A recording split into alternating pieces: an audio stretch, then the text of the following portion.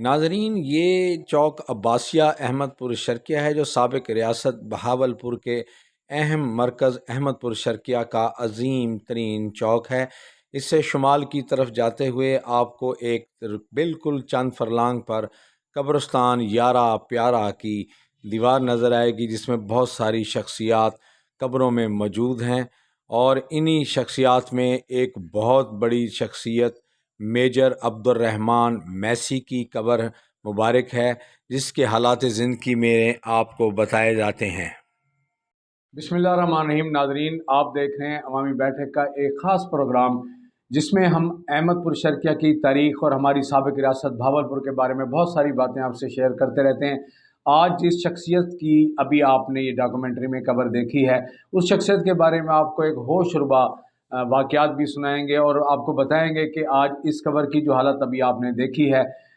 یہ کون سے جلیل القدر اسلامی شخصیت کی قبر تھی۔ ناظرین، یہ قبر مبارک ہے میجر عبد الرحمن میسی کی۔ جی ناظرین، میجر عبد الرحمن میسی ایک نوعمر سپاہی تھا جس نے اسلام کے لیے بہت ساری صعوبتیں برداشت کی۔ یہ واقعہ ہے کوئی 13 اپریل 1919 کا، جب بیساکھی کا ایک مشہور تہوار جو یہاں پر بھی ہماری ریاست بھی منایا جاتا تھا، ہندو اپنا تہوار منایا کرتے تھے، اور امرتسر میں ایک بہت بڑے میلے کا انعقاد وہاں پر کیا جا رہا تھا۔ تو اس کا فائدہ اٹھاتے ہوئے اس وقت کی آل انڈیا مسلم لیگ، کانگریس اور تحریک خلافت والوں نے آپس میں مشترکہ ایک اجلاس کیا، اور انہوں نے یہ طے کیا کہ ہم اس ہزاروں کے مجمع کا فائدہ اٹھاتے ہوئے انگریز راج کے خلاف ایک بغاوت کا اعلان کرتے ہیں اور ایک قرارداد ہم لے کر آتے ہیں۔ اس سلسلے کی جب بھنک انگریز حکومت کی سرکار کو ملی، تو انہوں نے اس وقت کے حکومت پنجاب، اس وقت جو انگریزوں کی حکومت تھی پنجاب کی، اس میں اس کے گورنر جنرل پنجاب سر مائیکل ایڈوائر نے لاہور ڈویژن کے جو سربراہ تھے اس وقت کے فرنگی حکومت کے جنرل آفیسر آف کمانڈنگ، انہیں حکم دیا کہ یہ کسی طریقے پر بھی اس قسم کا کوئی جلسہ نہ ہو پائے اور کوئی ایسی قرارداد یہاں پر منظور نہ ہو سکے جو ہمارے راج کے خلاف ہو۔ اس سلسلے میں انہوں نے وہاں پر ایک بڑی چھتوں پر میلے کے چاروں طرف جو ہے مشین گنوں کا دستہ نصب کر دیا۔ وہاں پر جدید ترین ہتھیاروں کے ساتھ لیس اپنی فرنگی سپاہیوں کو بٹھا دیا گیا کہ جیسے حکم ملے گا یہ عوام کو بھون ڈالیں گے۔ اور اس سلسلے میں جب عوام، مشتعل عوام اس وقت کے آزادی کے لیے کنگ جارج کا پتلا جلا رہے تھے، تو انگریزی فوجی بڑی زبردست اشتعال میں بھی آئے ہوئے تھے۔ تو اس وقت اس مشین گن دستے کے جو سربراہ تھے وہ تھے میجر میسی۔ جی ناظرین، جن کی خبر آپ نے دیکھی ہے، اس وقت کی یہ انگریز فوج کے اس یونٹ کے سربراہ تھے میجر میسی۔ انہیں پتہ نہیں کہاں سے اللہ تعالیٰ نے ان میں ایک غیبی طاقت اس میں ڈالی کہ انہوں نے اپنی فوری طور پر اتنے مجمع پر گولیاں چلانے کی بجائے اپنی کمانڈ اپنے نیب کو دیا اور اسے حکم دے کر گئے کہ جب تک میں نہ کہوں تم نے کوئی گولیاں نہیں چلانی۔ اور انہوں نے جا کر اپنی کمانڈ میں اپنی رپورٹ پیش کی، جس کو حکم عدولی کی فوجی قوانین کے، انگریز کے فوجی قانون کے مطابق انہیں اس وقت جو ہے گرفتار کر لیا گیا۔ اور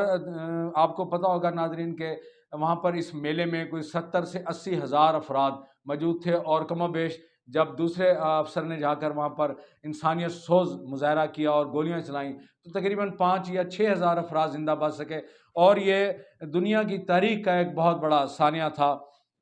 جس پر جنگ آزادی 1857 کے بعد بھی اگر دیکھا جائے تو جنگ آزادی کا یہ بہت بڑا ثانیہ تھا، جس میں ہزاروں کی تعداد میں لوگ شہید ہوئے، جس میں ہندو بھی تھے اور اس میں مسلم بھی تھے۔ اس پر جب ان کا کورٹ مارشل کیا گیا میجر میسی کا، تو میجر میسی کو تقریباً 8 سال کی سزا دینے کے بعد دوبارہ جب وہ میجر کے رینک پر بحال ہوا، تو اس کے اندر کا کوئی تھوڑا تھوڑا اسلام کا جذبہ جو تھا وہ ان کا زندہ رہا، اور اس نے ایک دن اپنے یونٹ میں بیٹھا ہوا تھا، تو اپنے یونٹ کی کھڑکی سے اس میجر صاحب نے باہر دیکھا، تو اس نے دیکھا کہ ایک مسلم سپاہی جو ہے اس کو کوئی سزا ملی ہوئی ہے، اور وہ پٹھو جسے کہتے ہیں وہ لگا ہوا ہے، اور وہ چکر بھی کاٹ رہا ہے، لیکن جو ہے وہ پانی کے نل کے قریب جب جاتا ہے ناظرین تو وہاں پر وہ پانی نہیں پیتا ہے، وہ وہاں پر اپنے چند چھینٹیں ڈالتا ہے اور پھر چلا جاتا ہے۔ بڑے حیرت سے میجر میسی نے اسے بلایا اور اسے پوچھا کہ اسے کیا ہوا ہے۔ انہوں نے کہا جی اسے ایک سکھ آفیسر نے سزا دی ہے اور اس نے حکم عدولی کی ہے، اس نے سلوٹ ٹائم پر نہیں مارا، یا 15 منٹ غالباً لیٹ آیا ہے یونٹ میں، اس کی سزا پر انہوں نے کہا جی اس سپاہی کو طلب کر لیا اور اسے پوچھا کہ بھائی آپ کو یہ کیا مسئلہ ہے، آپ جو ہے ایسے نل پہ جاتے ہیں، پانی پیتے ہیں اور پیتے نہیں ہیں اور منہ پر ڈال کے چلے۔ اس نے کہا جی میں مسلمان ہوں اور اسلام کا تیسرا بڑا جو رکن ہے وہ روزہ ہے، اور میں روزے سے ہوں۔ انہوں نے میجر صاحب نے پوچھا کہ یہ روزہ کیا ہوتا ہے، تو انہوں نے جب اس روزے کی تفصیل بتائی تو میجر صاحب کے دل میں ایک احساس پیدا ہوا کہ وہ اسلام کے بارے میں جاننے کے لیے انہوں نے شروع کیا، اور انہوں نے جا کر اپنے قرآن پاک کا مطالعہ شروع کروایا اور ان کے ترجمے انہوں نے شروع کیے، اور جب اس سے متاثر ہو کر انہوں نے ایک دن نہا دھو کر نئے کپڑے پہن کر اور صدق کے دل سے وہاں کی اٹک کی جامع مسجد میں جا کر انہوں نے اسلام قبول کر لیا۔ اٹک قلعے میں تو یہ آگ کی طرح آواز پھیل گئی اور ہر طرف انگریز فوج میں سراسیمگی پھیل گئی کہ یہ ہمارا میجر یہ کیا ہو گیا۔ تو اس بات کا جب اعلیٰ کمانڈ کو پتہ چلا تو انہوں نے اس وقت کی ناظرین 12 پتھر کی سب سے بڑی سزا تھی، کورٹ مارشل کے ساتھ ساتھ 12 پتھر کی سزا دے دی۔ 12 پتھر کی سزا کا مقصد یہ ہوتا تھا کہ اس کو ملازمت سے بھی سبق دوش کر جائے اور اس کو تن تنہا اس کے کپڑوں کے علاوہ اس کا تمام سامان بھاگ سرکار انگریز ضبط کر لیا جائے۔ انہوں نے ایسا ہی کیا اور ملازمت سے اسے سبق دوش کر دیا۔ تو میجر میسی جو تھے وہ لاہور اسٹیشن پر آ گئے اور آ کر انہوں نے یہاں پر اسلام کے لیے کچھ سمجھنے کی کوشش کی۔ تو اسی دوران ناظرین ان کو اس وقت احمدیہ جماعت جو قادیانی جسے ہم کہتے ہیں قادیانیوں کے ہتھے چڑھ گئے، اور وہاں پر احمدیہ جماعت کے دفتر میں انہوں نے انہیں اپنے طور پر ملازمت پر رکھ لیا، اور لیکن ان کا تسلی نہ ہوئی تو انہوں نے اس سلسلے میں اس وقت کے عالم دین تھے حضرت مولانا عبداللہ یوسف صاحب، آپ اسلامیہ کالج لاہور کے پرنسپل بھی تھے، آپ ان کے پاس گئے میجر صاحب اور جا کر ان سے پوچھا کہ اسلام کے بارے میں کچھ مجھے بتائیں۔ جب انہوں نے اس سے تسلی ہوئی کہ واقعی یہ تو صحیح جگہ پر آ گیا ہے، تو اب کچھ عرصے بعد وہ جو ہمارے ریاست میں کہتے ہیں بھوکے ڈیم بھوکے بہاڑے دہاڑے، تو اسی قسم کے کچھ صورتحال کا سامنا ہو گیا، اور میجر صاحب جو ہے وہ کھانے پینے سے بھی تنگ ہو گئے، تو بڑے پریشانی کے عالم میں ان کو رہ گئے۔ تو اسی دوران جو اس وقت انجمن حمایت اسلام جو بہت بڑا ادارہ تھا، اس کے صدر تھے شیخ سر عبد القادر صاحب۔ انہوں نے ان سے مشورہ کیا گیا کہ کیا کیا، انہوں نے کہا کہ بھائی ماہ دسمبر میں انجمن حمایت اسلام کا ایک سالانہ کنونشن ہوگا جس میں امیر و بہالپور نواب سر صادق محمد خان عباسی تشریف لائیں گے، تو اس سلسلے میں ہم ان سے بات کریں گے۔ تو یہ واقعہ ہے کوئی 26 دسمبر 1930 کا، جب انجمن حمایت اسلام کا سالانہ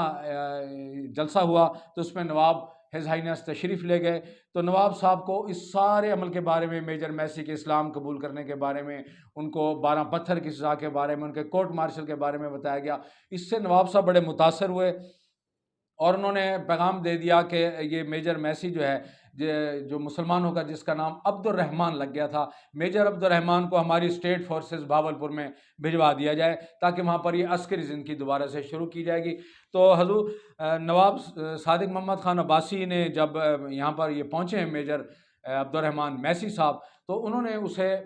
میجر کی بجائے لیفٹیننٹ کرنل کے عہدے پر اپنی بھاولپور اسٹیٹ فورسز میں بحال کر دیا۔ اور ایک نواب صاحب کا طریقہ کار تھا کہ جو بھی ان سے ملنے جایا کرتا تھا تو ترکی ٹوپی پہن کر، اور وہ جو سکوں کا سسٹم تھا وہ اس کے تحت جایا کرتا تھا۔ تو جب عبد الرحمن میسی نے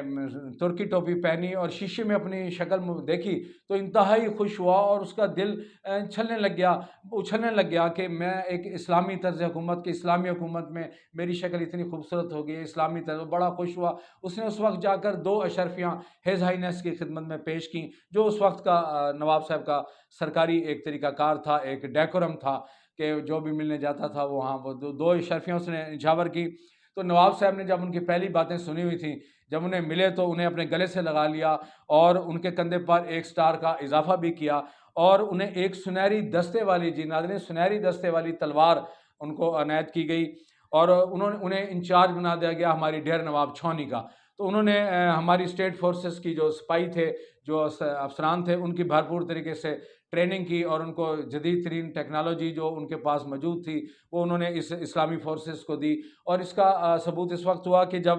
انڈین فورسز کے ملٹری ایڈوائزر ان چیف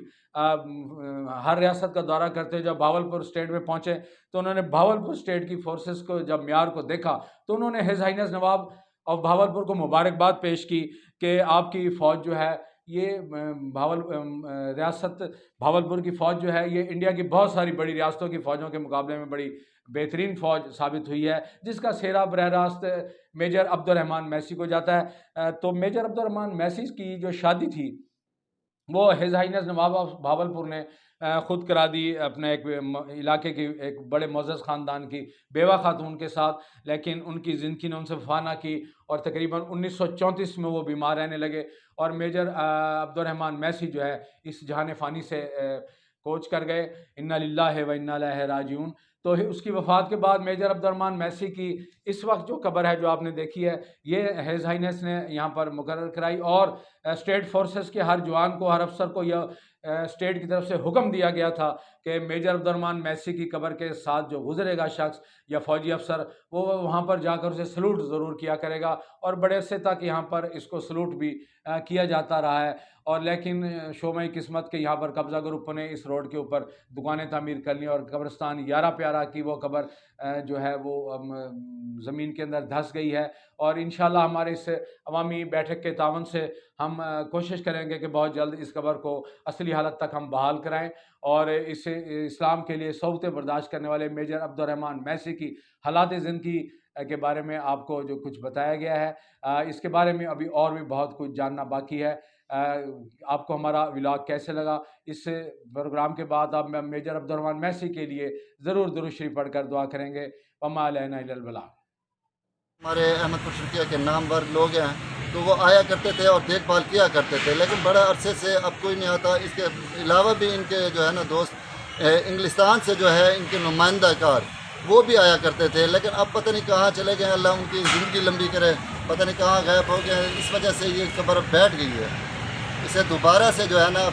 اس کو کرنا ہے، اس کو بنانا ہے۔